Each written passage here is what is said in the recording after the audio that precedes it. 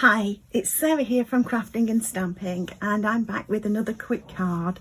And my quick card today is going to be a very simple one, and it's using one of our new celebration sets, the Adorable Owls. But of course this same idea would work with other stamp sets as well. So I've picked out the stamp that I'm going to use, the little party owl. And what I did was just pop it on my grid paper and pop the sentiment below it to work out how large a space I needed. And this is, what did I work it out to be? 3.5 inches by 2 inches piece of card for me to stamp on. I've already prepared my card base. I've got an A6 portrait card of Mint Macaron. I'm going with a colour combo of Mint Macaron, Daffodil Delight and Smoky Slate for this. Again, you can use what's in your store cupboard, so have a look at that. And so I've used the Mint Macaron as my base, and I'm using the Smoky Slate as a background layer, and we're going to come back to that in a bit. So what I'm going to do now is just stamp my owl, and this is a fairly simple stamp for colouring in, so it should go fairly quickly. I'm going to use Memento ink to stamp my owl because I'm using blends. If you're using blends, these are an alcohol based colouring media, so you need something like Memento for stamping. If you're using, and I should be stamping this sentiment first because I need to know where that's going. If you're using water-based colours, sort of like these, my Stampin' Right markers. Right, so I'm just going to stamp that sentiment there, which is not quite central. Actually, I'm going to flip that over and do it again. We'll see which one looks best. It wasn't too bad, but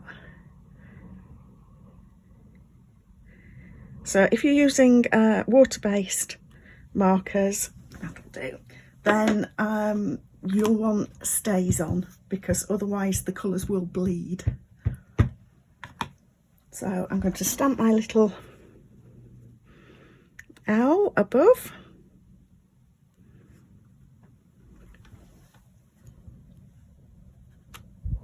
Like that. There we are. So that's my first one, and I'm just going to colour him. I'm going to use the Daffodil Delight, and you'll see actually my nib has got quite damaged, so but there's still juice in this colouring media in this, so I'm just going to use the small end for colouring with. So if that does happen to your markers, don't throw them away, just use the other end. It sometimes happens if you're not careful.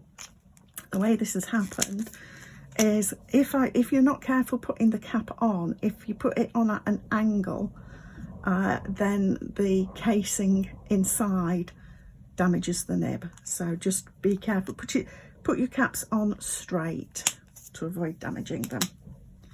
So, and I'm going to also colour the stripes in the hat with this, like that. So I'll try and do a quick colouring job to show you all of this. So I can use the larger nib on this end, and I'm using the dark of both of these, but it really doesn't matter. You could go with the light if you preferred. But we're not doing any blending with this bit, so I just wanted to make life a bit easier.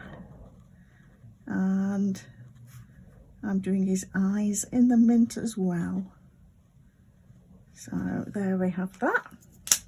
And then I am going to use 2 shades of the Smoky Slate, but again, I'm not blending. I'm just going to use one. I'm going to use the darker one for some areas and the lighter one for others. So we'll bring that down. And when I get into that bit where I've got getting closer, then I'll probably switch to my smaller nib. Actually, I can just get away with it. And I'm going to use the darker colours again for the outer bit of the body and his little wings, arms. So all we're doing is some simple colouring, and like I say, this could be whichever media you prefer. I love my blends. Even if I'm not actually blending them, I still like the finish that they give. I don't get any harsh lines, or if I do, I can colour over them to blend them out. And then I'm going to switch to my light Smoky Slate and just do these other areas. So the insides of his ears, his face, and I've gone lighter for his face, but you could switch these around and you could use the dark bit for the face and the lighter bit for the head. It's all down to personal preference. So just trying to do this quickly, but not mess it up in the process. And if you're using water markers, you will get more harsh lines. Like I say, if I've got a few lines, I can blend them out by just colouring over and doing that.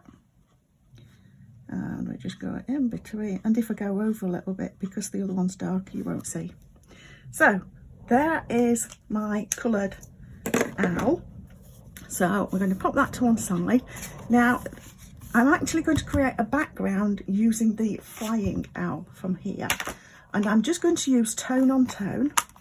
So I'm using my Smoky Slate ink, and it doesn't matter because it's going to get covered up, but I'm going to stamp this in the middle, around about in the middle, as a placeholder. And I need to ink that a bit more, but it'll be covered over so you won't see. So, and then I want to go above and just slightly off to one side, like that. And you can see it's showing up a bit better now because I'm getting this inked.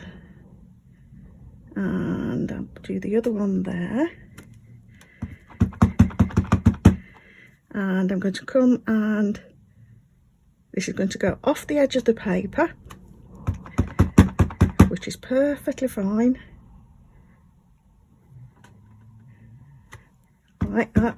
Come down a little bit there, so I need to be a bit careful. And then I'm going to go again in between the two, like this.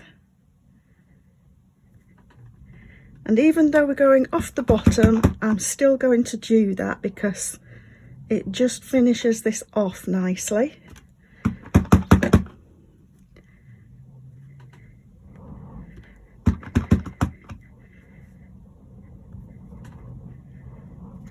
There we are. So we've now got our background, and that now is going to go on my card base. So I'll grab that.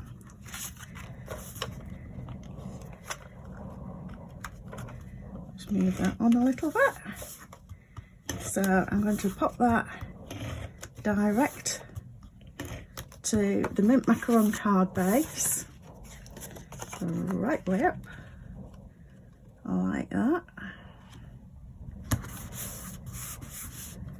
And we're going to pop this one onto a piece that's just 1/4 of an inch bigger. So it was 2 by 3.5, so it's 2 1/4 by 3 3/4. And there we go, it just keeps getting hidden behind. There we go. I'm going to pop that on there like that, get that centered like that, turn and press from the back. And then I just want some of my dimensionals, grab these,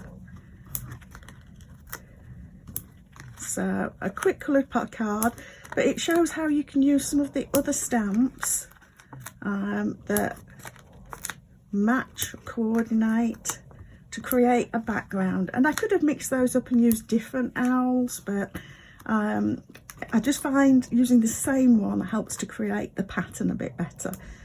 If you choose different ones, they may not fit together quite so well into a pattern.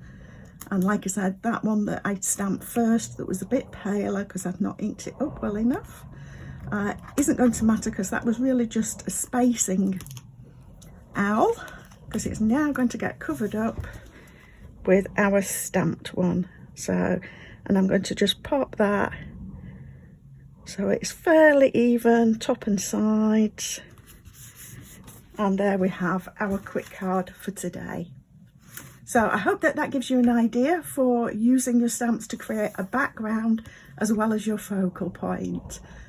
Please subscribe to my channel below to see a quick card every Monday and a quick tip every Friday. Thanks for stopping by.